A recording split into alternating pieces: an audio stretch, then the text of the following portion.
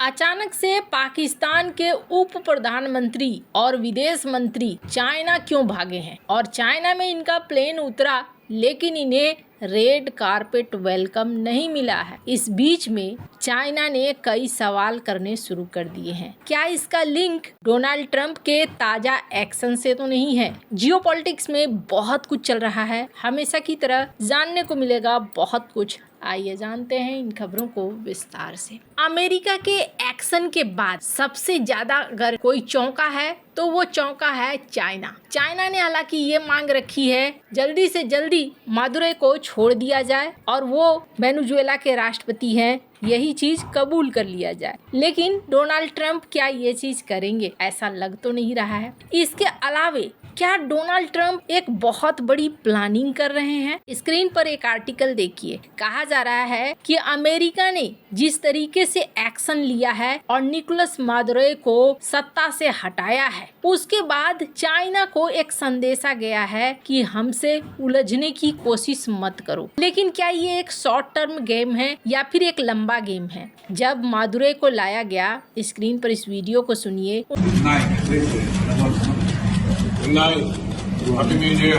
उनके पहले दो शब्द क्या थे? पहले दो शब्द थे good night, happy new year. ये बड़ा अजीब सा लग रहा है। हालांकि अच्छी बात ये देखने को मिल रही है कि निकोलस मादुरो रोते बिलखते नहीं दिखे, एक लीडर की ही तरह दिखे। पर ये तस्वीर चाइना के लिए ठीक नहीं है। चाइना जो अपने आसपास में न सिर्फ आक्रामक बने हुए है, बल्कि चाइना सीधे सीधे अमेरिका के साथ कई सारे पंगे ले रहा है। स्क्रीन पर एक आर्टिकल देखिए। चाइना न सिर्फ रेयर अर्थ मटेरियल को रोक रहा है, बल्कि चाइना ने सोने का रिजर्व करना बढ़ा दिया है। इसके अलावा ये भी देखने को मिल रहा है कि चाइना डॉलर को सीधे सीधे चुनौती देते हुए ई युआन लॉन्च कर रहा है ताकि डी डॉलराइजेशन बढ़े। मैंने पहले भी कहा था कि डॉलर एक ऐसा मुद्दा है जिसे अमेरिका मानता है कि जिस दिन डॉलर की जगह दूसरी चीजें इस्तेमाल होनी शुरू हो गई, उस दिन हमारे लिए समस्या खड़ी हो जाएगी। और इतिहास भी रहा है अमेरिका का, डॉलर के खिलाफ जो खड़ा हुआ है उन सब का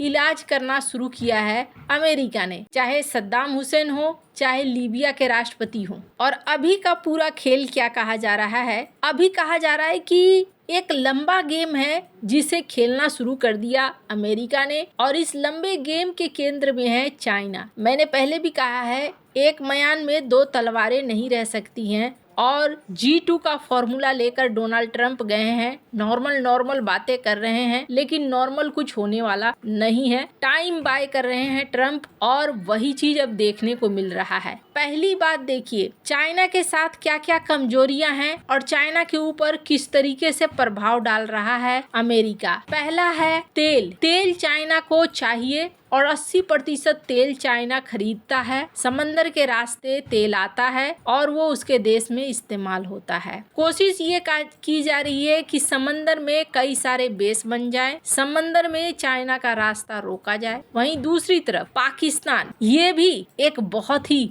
महत्वपूर्ण एंगल बन गया है। सीपेक को तबाह करने के लिए अमेरिका को पाकिस्तान का साथ चाहिए। तीसरा ईरान के ऊपर प्रतिबंध लगे, शैडो फ्लीट के ऊपर भी, और अब कहा जा रहा है कि ईरान के ऊपर एक्शन हो सकता है। वेनेजुएला के ऊपर एक्शन हो चुका है, और यहाँ साउथ चाइना सी में धीरे धीरे अमेरिका एक्टिव होता हुआ दिख रहा है। म्यांमार के पाइपलाइन में प्रतिबंध लगाने की तैयारी कर रहा है। तो वहीं चाइना के इंपोर्ट में भी अब दिक्कतें आई हैं, और इन सब के बीच में एक रणनीतिक तनाव बनना शुरू हुआ है। कहा जा रहा है कि डोनाल्ड ट्रंप ये कोशिश कर रहे हैं कि सबसे पहले सीपेक और तेल को रोका जाए। पाकिस्तान के साथ दोस्ती के पीछे एक बड़ा कारण यही हो सकता है। वैसे आपको बता दूं, इसाक डार भागे भागे पहुंचे हैं चाइना, और चाइना ने मीडिया में जो आ रही हैं उनके अनुसार चाइना ने यहाँ मीटिंग की, बायलैटरल मीटिंग हुई दोनों पक्षों के बीच में, और इस मीटिंग के बाद चाइना ने पूछा है कथित तौर पर कि आप हमें बताइए क्या क्या रेड लाइन है। अब आप अमेरिका के भी दोस्त हैं, आप हमारे भी दोस्त बने फिरते हैं, तो फिर क्या क्या रेड लाइन है, किस तरीके से चलना है। अब यहाँ चाइना ने कथित तौर पर दो मांग रखी है। एक मांग रखी है कि सिंगल विंडो एक्सेस होना चाहिए, यानी कोई एक शख्स हो जिससे हम बातें कर सके और हम प्लान कर सकें। और दूसरी बात यह है कि सीपेक के तहत जो मेरे नागरिक हैं उनकी रक्षा हो। अब असल में हुआ क्या है, मामला सिर्फ पाकिस्तान के अंदर तक नहीं रह गया है, ताजिकिस्तान अफगानिस्तान सीमाओं पर भी लड़ाई हो रही है। कहा जा रहा है कि किसी को नहीं पता कि चाइनीज नागरिक को कौन निशाना बना रहा है। नवंबर 2025 में ताजिकिस्तान अफगानिस्तान सीमा पर 2 अलग अलग हमलों में 5 चीनी नागरिक मारे गए। इसके बाद फिर ये कहा गया 4 जनवरी को कि एक बार फिर से चीनी मजदूरों पर हमले हुए हैं। तो अब पाकिस्तान के अंदर नहीं बल्कि ताजिकिस्तान के अंदर जो अफगानिस्तान से लगता हुआ बॉर्डर है। और अफगानिस्तान का क्या कहना है, अफगानिस्तान का कहना है कि ये हमले नहीं किए हैं। 26 नवंबर 2025 को अफगानिस्तान से ड्रोन से हमला हुआ जिसमें ताजिकिस्तान के शमसुद्दीन सोहिन जिले में सोने के खदान पे काम करने वाले 3 चीनी नागरिक मारे गए थे। उस वक्त ये कहा गया कि अफगानिस्तान से ड्रोन उड़ा, लेकिन फिर 30 नवंबर 2025 को 2 चीनी सड़क मजदूरों को गोली मार दी गई। कुल 5 चीनी मारे गए हैं। इसके बाद ये एक पैटर्न सा दिखने लगा है जिसकी वजह से चाइना ने यहाँ जांच की मांग उठा दी है कि यहाँ जांच होना चाहिए। आखिर कौन है? अफगानिस्तान कहता है कि हम नहीं हैं, हमारे लोग नहीं हैं, ये पाकिस्तान है जो चाइना को उलझाना चाहता है। अब यहाँ पर जो मीटिंग हुई है, इस मीटिंग में पाकिस्तान की अब अग्नि परीक्षा शुरू हो चुकी है कि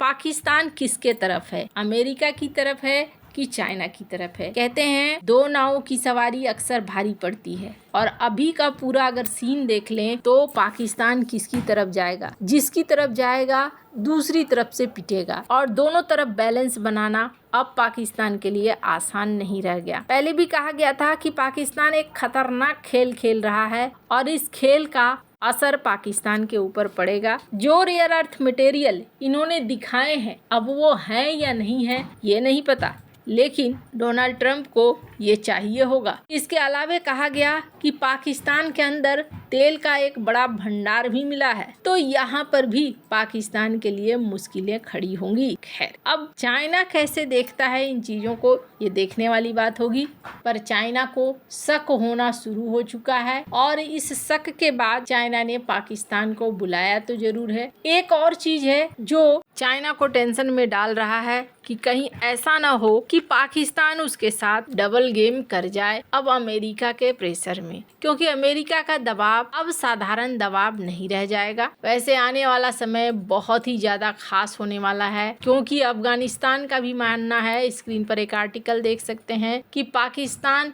एयर स्ट्राइक कर सकता है 2026 में और अफगानिस्तान पाकिस्तान के बीच में लड़ाइयाँ और ज़्यादा आगे बढ़ सकती हैं। वैसे आपको क्या लगता है इन सब मामले में, आपकी क्या राय है, कमेंट कर जरूर बताएं। जल्द मिलते हैं अगले वीडियो में नई खबर के साथ।